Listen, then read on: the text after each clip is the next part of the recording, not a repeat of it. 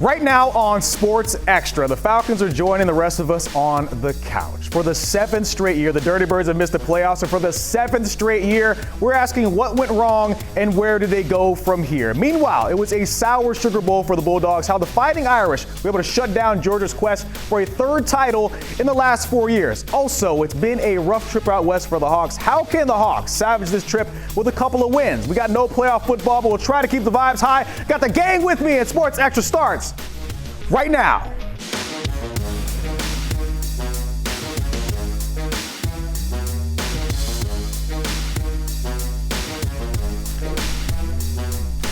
Welcome to Sports Extra, everybody. I'm Reggie Chapman here bringing you the first Sports Extra of 2025. Wish we were coming on and getting you ready for a playoff game, but yet once again, the Falcons missed the playoffs and the end wasn't pretty at Mercedes-Benz Stadium. Granted, the Falcons did need some help today that they didn't get. Allow me to direct your attention to this. The Falcons, they needed to control what they could control, and they just really didn't do their part in this one. Another overtime loss, this time to the Panthers, who scored the most points they've scored since 2017. And that pretty much sums up how the second half of the season went for the Dirty Birds. They lost 6 of their last 8 and now face a long off season.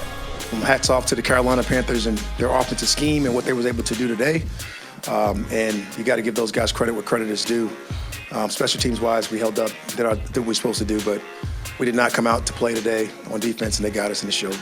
When you got a young quarterback like that, man, you're cooking with gas, and that's what fires me up. Despite how angry I am or pissed off right now, when you look at number 9, he gives us the best chance to win football games moving forward.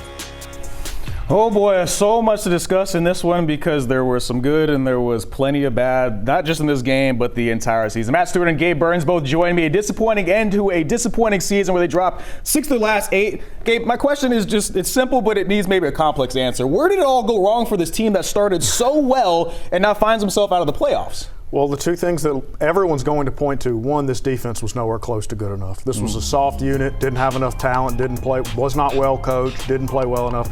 And then, of course, Kirk Cousins. They've taken care of Kirk Cousins. He's going to be on a different team or retired next year. You've got your young franchise quarterback now.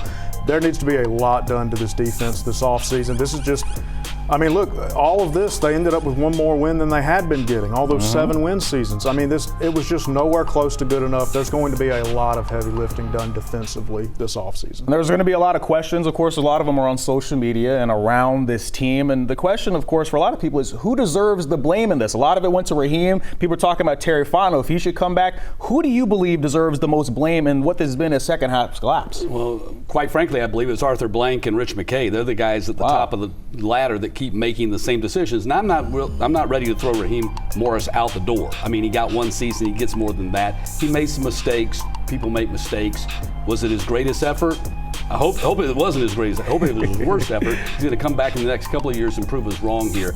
But they all do. But I think you got to start at the top of the chain with this Falcons organization because it's not just this season. Yeah. It's 7 straight seasons. And it's a history of it. Ever since Arthur Blank, I think they've had 2 winning seasons in the last 12 years. So there's a long history of failure here. Well, it's interesting because when you look at this team, right, the Falcons and, of course, the Panthers. One team, the Panthers, started off really, really bad, and they seem to be on an upward trajectory the back half of the season. Meanwhile, the Falcons started really good, and it was all downhill from there. They're feeling a lot better, the Panthers are, at the end of this year than the Falcons are, despite finishing with a better record because Bryce Young decided to play. He looked like Tom Brady and the Patriots in this one. 251 yards, 3 passing touchdowns, 2 rushing, led the game-winning drive in overtime. You already mentioned that defense. Matt, how surprised were you with how badly they played in a moment that they had to play well? It's shocking that the defense was shredded for over 530 yards by a quarterback who got benched early in the season. They were even talking in Carolina of like, we're going to trade this guy or just get rid of him altogether. They felt he was that big of a bust. And here in week 17, he torched the Falcons defense. He looked really, really good. I mean, and you mentioned there's a lot of that conversation coming into this week. They asked, like, what has been the biggest change? He just looks more comfortable. They're getting the ball out a little bit quicker for him. And also, he's just using his legs more. He did score those 2 rushing touchdowns, which proves that they're doing exactly what they wanted him to do. Meanwhile, for the Falcons, they've got a young quarterback running the show as well. Michael Penix, another start for him. And this one in front of the home fans, and he gave you a lot of stuff to really, really like. 312 yards passing, 2 touchdowns. He did have that interception that, once again, wasn't his fault. Gabe, what is the biggest takeaway of what you saw from Michael Penix in this start today? Let me tell you, the ball explodes out of this guy's Goodness hand, gracious. doesn't it? I mean, you can see the talent. I mean, you can see like the intangibles. When we had seen those even before he was playing. I mean, there was a lot of buzz around him. This is a reason to be excited. Look, like this is a disastrous end of the season. I mean, this really stinks for the Falcons and their fans, obviously. But it's kind of just like with Carolina. When you have that guy, and that guy is that young, and he looks the way he does. Now, the Panthers have their defense is just absolutely atrocious. They've given up more points than any team in NFL history. So, to be fair, we do have to look at that as a caveat. But generally speaking, when you look at the physical tools, the way he carries himself, no reason to be anything but encouraged by Michael. I love Michael Penix. I loved him when I saw him at Washington State. Loved him when he took his team to the national championship game last year. I was excited when the Falcons drafted him in the first round. I thought all the experts were crazy talking about the Falcons had reached, and as it turns out, they didn't. He's a great quarterback. The question I ask about Michael Penix is this. Falcons coaches, Raheem Morris and all of them, they're at practice every day, right? Every day. How is it that they waited so long to pull the trigger on him when Cousins had thrown one touchdown pass and thrown 9 interceptions? How could they possibly think that Cousins, that Penix was not better than that Cousins? They saw him every day in practice. That's what I want to know. I want to know that too, and I think that is the biggest question that a lot of fans at home say. Like, you wonder how the season could have looked differently if they decided to make that move just a little bit earlier. Meanwhile, the guys that he's throwing to played really well today, specifically Drake London. 10 receptions, 187 yards, 2 touchdowns.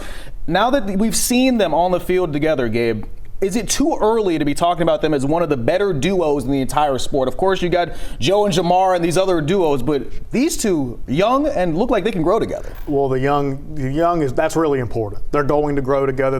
This is not either one of their peaks.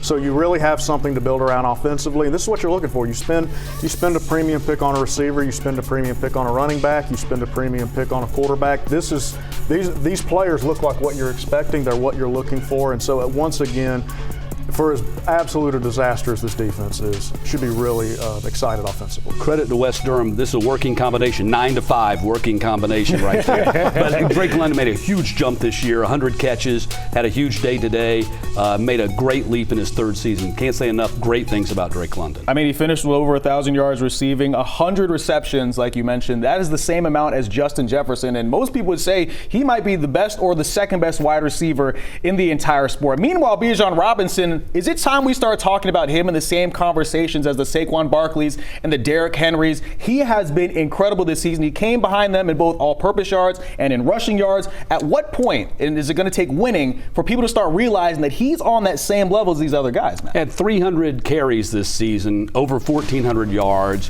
had I think 60-something catches. He does it all, and this is one of these rare things. Falcons had a great draft pick and used it on Bijan Robinson, and it panned out. Doesn't often happen with the top 10 quarterbacks. And, maybe I'm being a little too strong there because Penix was also a top 10, and I think he's going to pan out. But love Robinson. It's been great that they've been able to get him, and he had a great season. My only concern is we're now 2 seasons in. Running backs' shelf lives are how long? I mean, literally. But I know it's only been 2 years, but literally, you don't have a long shelf life with running backs. You need to hit on them and take advantage of them while they're good. Well, but you say that, but you look at the guys like both Derrick Henry and Saquon Barkley. They thought that Derrick Henry was done for, right? And that's the reason a lot of teams didn't go after him. Same thing with Saquon. I mean, maybe they were like, oh, we don't have to pay him that much money. He's getting a little bit older, but he's still the guy. And it's incredible that he's been playing this well this season, and he's going to definitely get MVP votes and absolutely deserves them. All right, before we keep rolling here, we do have to talk back on Raheem Morris again, right? 8-9 this season. Did he prove to you enough that he should be the guy going forward? Where can he grow as a coach as well? Well, he certainly needs to grow. I'll say I definitely wouldn't fire him. I think that's anyone who says that's way jumping the gun. That's crazy. He has not proven to me, though, that he's going to be your answer at head coach. There's nothing, frankly, there's just nothing about this team. I look at this and feel good. Like, moving forward, this is going to be a annual contender right now. And we talk about clock management. Obviously, there was a big gaffe that everybody saw there last week. So he's going to grow. Again, obviously his players love him. We'll see culturally where this thing goes. So I would just say it's kind of kind of a C-grade job in his debut season. I'm not sold, but certainly he's going to get. I would agree with that grade. Yeah. It certainly is way too easy, too early to be talking about firing anybody after he went 8-9 his first season. I had my reservations about him when they hired him, just based on his record. I hate any time you hire a coach and you have to explain away his record. Well, he's got a losing record because of this. I hate that. That's a bad place to start. But I gave way to players who had played with him in the past and spoke so highly of him. I say, look, I'm not an NFL player. They are. If they speak highly of him, I'll take their word for it. But right now, I agree with you. It's a C. It's an average. Average, and you take it. I mean, you have to take it at the end of the day. This is what this team is at the moment, but this team can grow. They're young, and he is also a younger coach at the end of the day. So if he can continue to grow and get better, then maybe this team can take it to the next level. All right, coming up, there will be no third title in 4 years for the Georgia Bulldogs. How Georgia struggled against the Irish in the Sugar Bowl. We got that coming up next. All right, welcome back to Sports Extra, everybody. Head coach Kirby Smart has built a program that has fans feeling like if it's national championship or bust. And by those rules, this season was a bust as they lost 23-10 in the college football playoff in the Sugar Bowl. The Dogs finished the season 11-3. Matt and Gabe still alongside me. And guys, there's plenty of teams that will take a season like this as a bust every single year. 11 wins, a couple of dubs over Texas, that road win to get it done on number one team. And they did win the SEC title at the end of the day. You take that as a win every single day of the week. Now, lots went wrong for the Dogs in that loss against the Irish, but I would argue that really none of it had to do with the play of their backup quarterback who's making his first start in his career. What are your thoughts on Gunnar Stockton, how he played and how he showed himself on a stage like this? Yeah, it says a lot that they didn't lose this game because of Gunnar. Gunnar did a pretty nice job. I mean, they basically lost this game in the span of a couple of minutes, right? Mm-hmm. It was, and you have to give Marcus Freeman deserves a world of credit for what he's done there. I mean, look, Brian Kelly left. They knew they didn't feel like they could get the players. Sorry to bring that up. All right. LSU guy here. But he's got the players. He's got excellent coordinators. This is not Notre Dame of the last really 2 decades. They showed up. This is a huge win for that program. Again, this was not the Georgia team. For all that Kirby did, he did a nice coaching job throughout the season. This was not talent-wise some of the teams he's had in the past. One of the couple issues that this team had was drops. They led the country in drops. Dylan Bell had one in this game. Aaron Smith was a guy that had problems all over this season dropping the football. Is that something that you can fix? Is that coaching? Is that guys? Like, how did that happen this season? The Jugs machine. You know they have them. You know they have them. No, I'm just joking. Well, that's a start. But they're going to go out and get players. In fact, they just got a commitment late this evening from Zachariah Branch. Incredible player. A 5-star wide receiver in high school who's been at Southern Cal, had like 47 catches this past year. So that's where they're going to have to start. Player acquisition. I think Georgia fans got spoiled with the Brock Bowers and Ladd McConkeys, the sure-handed wide receivers. It was shocking, though, to see the drops that Georgia had this year. Really kind of inexplicable with the talent that they have. I think you're right. I think people just were like, oh, these two guys are very good. Brock Bowers, Ladd McConkey. You see what they're doing in the NFL. I even tweeted today, are we sure that Brock Bowers is not the best tight end in all of football at this point? He's been unbelievable, breaking the rookie receiving yards record and the rookie receiving receptions record. He's insane. But meanwhile, back to the Dogs. So the defense, it didn't play super well stopping the run. 154 yards rushing. Ranked 33rd in the country in rush yards allowed at the end of this season. And I'll go back to you. How much of this was on that personnel? How much was it on the play calling maybe, or just maybe execution? I thought they did well enough to win in the Notre Dame game defensively. They held the Irish to 230-something yards. You mentioned the rush totals. Most of it was Riley Leonard, Riley Leonard, the quarterback, taking off and running. Not a whole lot of the traditional run game, for whatever it's worth. But I thought they played well enough to win, as you pointed out. The game swung in a 2-minute span at the end of the first half, and the kickoff return to start the second half. So, defensively, I had no problems with Georgia in the Notre Dame game. A lot of issues stopping running quarterbacks this season, though, Gabe. Where does that kind of come from? I mean, honestly, that happened to Kirby at Alabama. You can go way back to Johnny Manziel, right? I mean, sometimes these guys, it can just be hard to stop these guys. I'll say this: Kirby was certainly they were outcoached. Okay, we can all say that. And Kirby was outcoached at moments this year. You look at the Ole Miss game. But generally speaking, Georgia won the SEC and got where they were because they did not slip up against inferior opponents. whereas some of the other teams that they were competing with did. So I think they do deserve a lot of credit for that. This Notre Dame game was very similar to that Ole Miss game that you just referenced, in that Georgia got dominated at the line of scrimmage. I've never seen the Georgia offensive line, certainly not in recent history, play as badly as they did. It's crazy to see, especially on a stage like this where people just expect them to overpower teams, especially teams like Notre Dame that in the past you're looking at against the big dogs where they can't compete. Look, there's so much to unpack from this season. And for more, we send things out to New Orleans with Maria Martin and our UGA insider, Ronnie Nabulsi. Definitely not the ending that we would have liked for the Georgia Bulldogs, but it does end in New Orleans. I don't even know what the bright side is to this one, Roddy. Our UGA insider, Roddy Nabulsi, here with me. And the Georgia Bulldogs, they beat themselves in this one in the Sugar Bowl. What do you think happened in this one? Well, Kirby said it himself. You gifted them 14 points. Yeah. You have a kick return for a touchdown, which Georgia hasn't done many, many years. And you're trying to be aggressive. You're down 3-6. You know that you're going to have to kick the ball to them. They try to go with their 2-minute offense, and you get a sack strip, and 13 feet later, they're in the end zone. So you gave them 17 points in 54 seconds. Just gifts. Absolute gifts. So, and Kirby said it over again and again. He's like, it was the turnovers, guys. It was the turnovers. And he's right. It was absolutely the turnovers. They did not help themselves dropping passes. Yep. Jumping off sides. The illegal procedure penalties from your veteran guys was very surprising. They missed a few tackles. Yeah. And they couldn't run the ball. That's been their multiple Achilles heels all year long.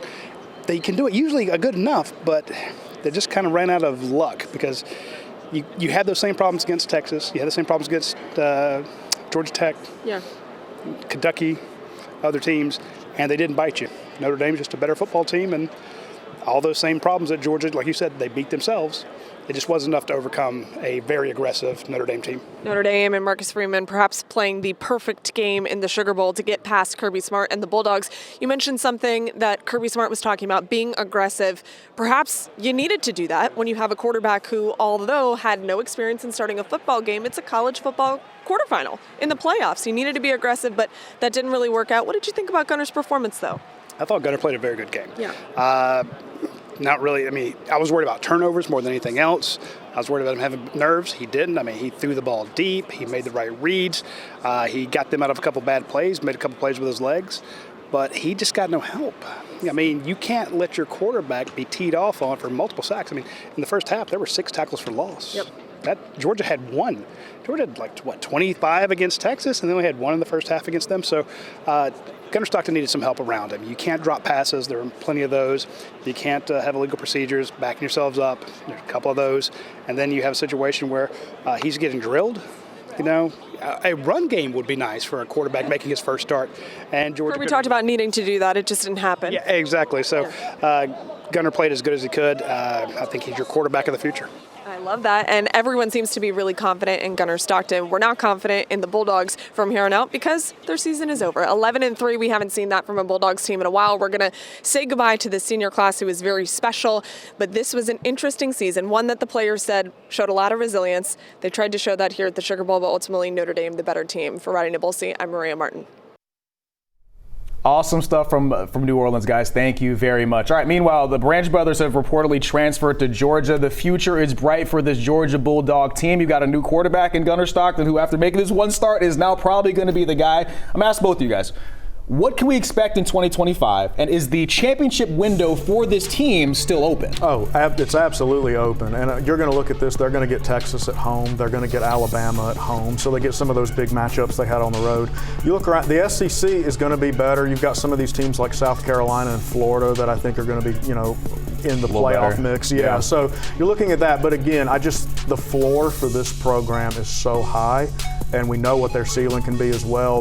Outside of Texas with Arch, I just don't see a clear absolute like this team is like on that same level. Well, even if things are kind of changing, we were talking about it during the break. The talent is now spread all around the country now. Is Georgia still going to be a big dog when it comes to the national championship chases next They'll season? still be a big dog. They should still be able to make a 12-team playoff every year. But the days of Georgia and Alabama just dominating the landscape like they have, going back to 2017, 2018, Alabama even further than that, those days are over because they're paying players now, so the talent spreads out. The transfer portal's wide open. You can transfer wherever you want to. Case in point, Zachariah Branch, who we talked about, is going from Southern Cal right to Georgia. So the days of two teams dominating, that's over. Yep, things have definitely changed. All right, before we go, we want to take a moment to address multiple losses in New Orleans this week. Sonny Smart, Kirby's dad, passed away Saturday morning. Complications following hip surgery. He fractured his hip in a fall on New Year's Eve while in New Orleans for the Sugar Bowl. Sonny was a longtime high school football coach and was a constant presence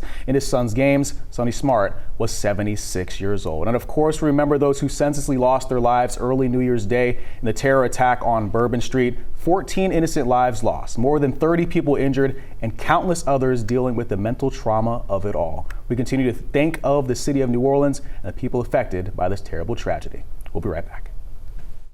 All right, welcome back to Sports Extra, everybody. I'm thankful that you guys are up late because if you're a Hawks fan, you're used to these late nights considering the Hawks have been on the West Coast. They've lost their last 3 on this road trip. Last week I said the Hawks were back. Now I think it's over. It's probably somewhere in between. Matt, where do the issues lie? I don't think it's over, but the West Coast trips, the news gets buried, but they've been very disappointed. They've been smoked by the Nuggets, the Lakers, and then the Clippers. And they still got the Suns and they still got the Jazz to go. So it's been very disappointing because they were in the 5 spot when they headed out there. Now they're back in the 7 spot and they're 500 again. Back at 500, 18-18. Where do the issues lie, Gabe? You know, I still have faith in them, man. You should. Like, even going out, struggling out west. Okay, you know, I look at this team. I look at the way it's constructed. This is easily the most fun, really, since that playoff run that we've had watching them. And look around the East. Like, I still think this team is capable of getting a top 6. Look, man, and look, like you said, they're fun. You got some young talent as well, and Trae Young, if he can work his way back from injury, I think this team can be very viable going forward. All right, coming up, we wrap things up with our video of the week featuring some bowl season fun, proving college football,